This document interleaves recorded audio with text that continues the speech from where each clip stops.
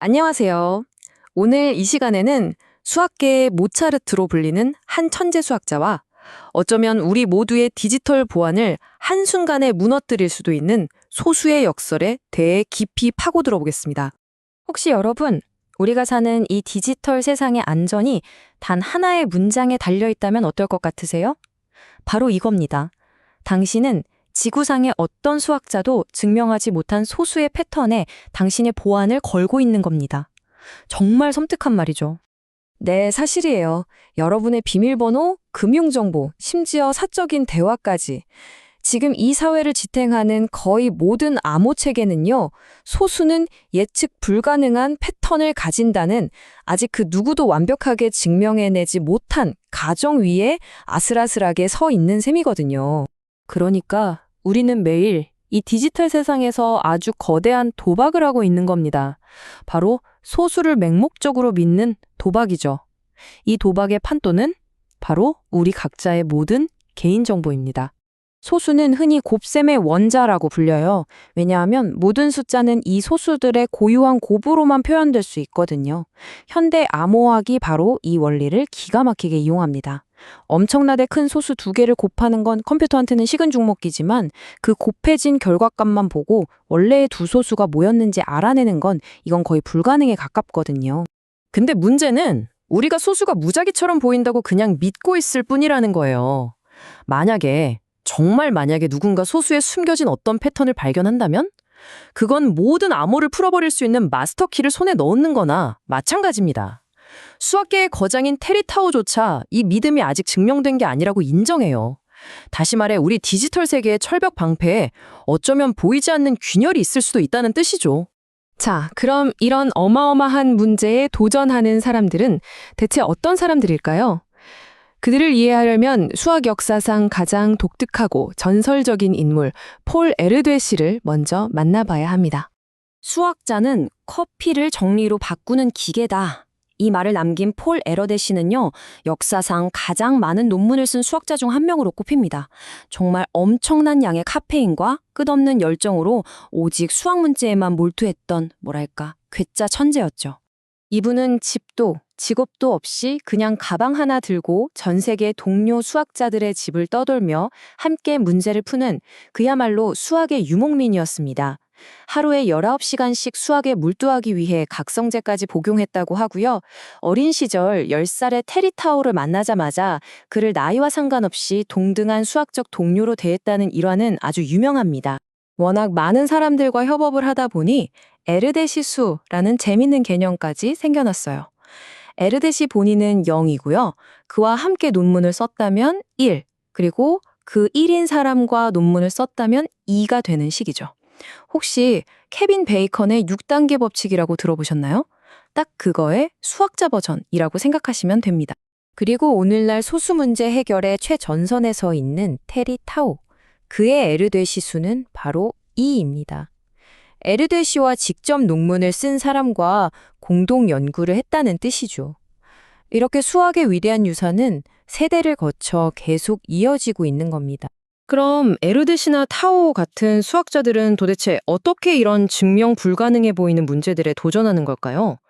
그들만의 아주 강력하면서도 좀 기묘한 도구 상자가 있습니다. 그 첫 번째 도구는 바로 수학적 귀납법이에요. 여기 보이는 도미노처럼요.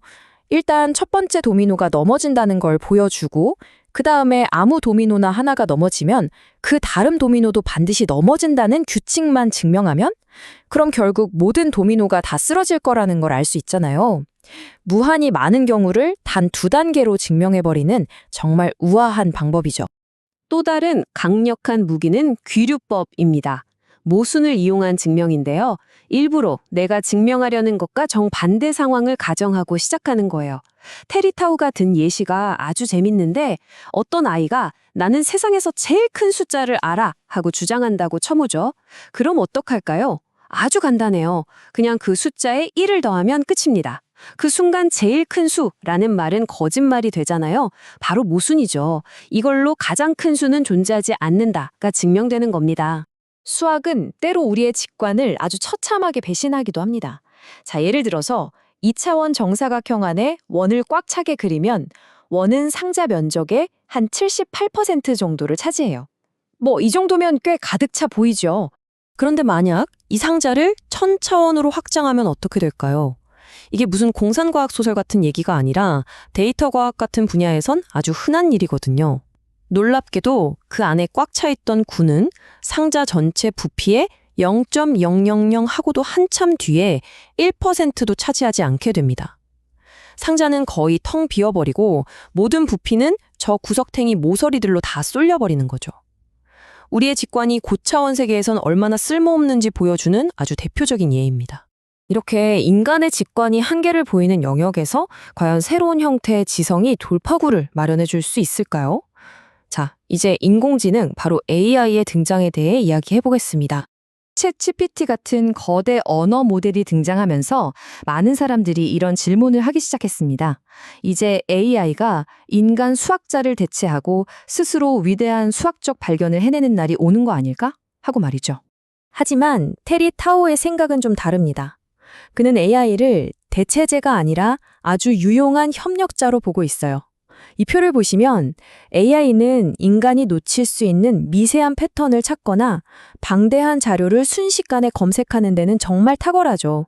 하지만 왜 그게 중요한지, 그 근본적인 이유를 이해하는 창의적인 직관과 이게 진짜 맞는지 틀린지 따지는 엄격한 검증 능력은 여전히 인간의 영역이라는 겁니다. 그러니까 AI는 수많은 아이디어나 가능성을 마구 쏟아내는 아이디어 생성기 역할을 해줄 수 있는 거죠. 하지만 그 결과물 속에서 진짜 보석과 그냥 돌멩이를 가려내는 건 결국 인간 전문가의 몫입니다. AI가 내놓은 제안이 논리적으로 타당한지, 이게 진짜 통찰력인지 판단하는 검증자의 역할은 앞으로도 절대적으로 중요할 겁니다. AI와의 협업까지 논의되는 지금, 우리는 수학의 가장 근본적인 질문과 마주하게 됩니다. 과연 수학은 인간의 머릿속에서 나온 발명품일까요? 아니면 우주에 원래부터 존재하던 진리를 발견하는 것일까요? 이건 정말 오래된 논쟁이에요. 고대 그리스 시대부터 계속되어 왔죠. 한쪽에서는 수학을 인간의 정신이 만들어낸 완벽한 논리 게임이라고 보고, 다른 한쪽에서는 아니라고, 우주를 지배하는 법칙 그 자체라고 주장합니다. 그런데 테리타오는 이 흑백 논리에 동의하지 않습니다. 그에게 정답은 아주 명쾌해요. 명백히 둘 다입니다. 그러니까 이런 거예요. 처음에는 우리가 현실을 어떻게든 설명해 보려고 언어나 기호 같은 걸 발명해내죠. 그런데 시간이 흐르면서 이 언어는 점점 더 다듬어지고 효율적으로 변해요. 그러면서 결국에는 우주에 원래부터 존재하던 어떤 근본적인 구조, 즉 우리가 발견해 나가는 진리에 점점 더 가까워지는 거죠. 여러 등산가들이 저마다 다른 길로 산을 오르기 시작하지만 결국에는 모두 같은 정상에서 만나게 되는 것처럼 말이에요. 만약 수학이 정말 우주의 언어라면 어쩌면 소수의 비밀은 아직 우리가 해독하지 못한 가장 중요한 문장일지도 모릅니다.